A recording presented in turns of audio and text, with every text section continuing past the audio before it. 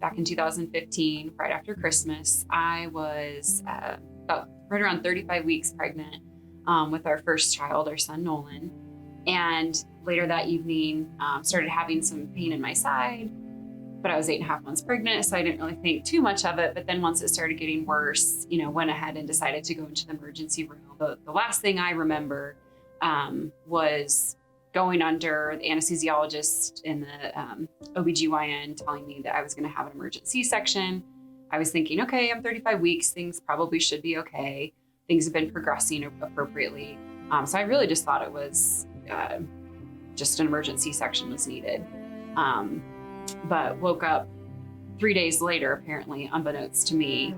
And obviously a lot had happened in between when I had gone under and when I woke up.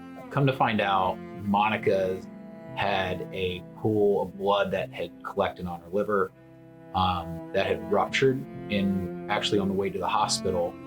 And she was actively bleeding basically from the time we were driving to the hospital and up until the point to where they discovered it, thank goodness. Next thing we know, she was put in the ICU unit for about 3 days on a vent, heavily sedated. And at the same time, our son Nolan was also in the newborn intensive care unit just because he wasn't a very good eater. But it was quite the range of mixed emotions. Here I am, wanting to be as excited as I can possibly be at the fact that we have our newborn son, but also just terrified to know what was going to happen with Monica because of the condition in which she was. So here I was 3 days postpartum, hadn't even met my son. I couldn't really take care of anyone. I couldn't even take care of myself, really. So that was really frustrating at times. And basically watching everyone else take care of our newborn.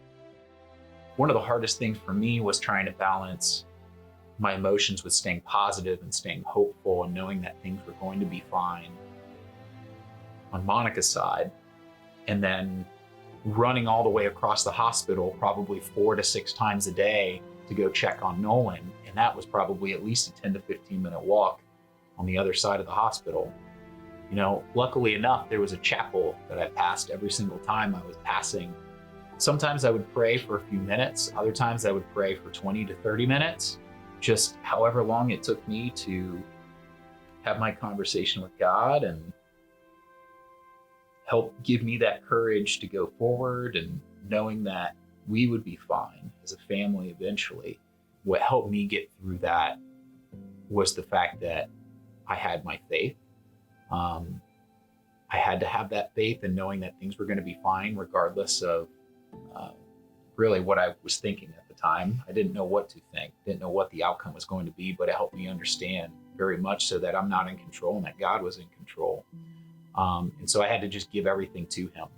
I think for me, how I felt God's presence or appreciated his presence throughout the whole experience was maybe a little delayed compared to Tyler.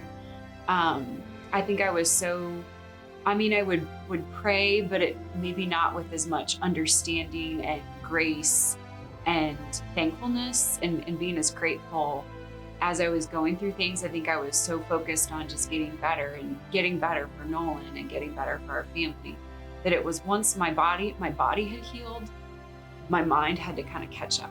And now I look back and I'm like, okay, I have some pretty impressive battle scars physically, but it doesn't matter because we have, God's like, you've been through a lot, but we have a wonderful, healthy son, and he's 4.5 now, and now we have a daughter, Ella, she's almost 1, and that brought our family together, and I think made it appreciate our relationship as a couple early on in our marriage. We are the Macik family. And this is our story.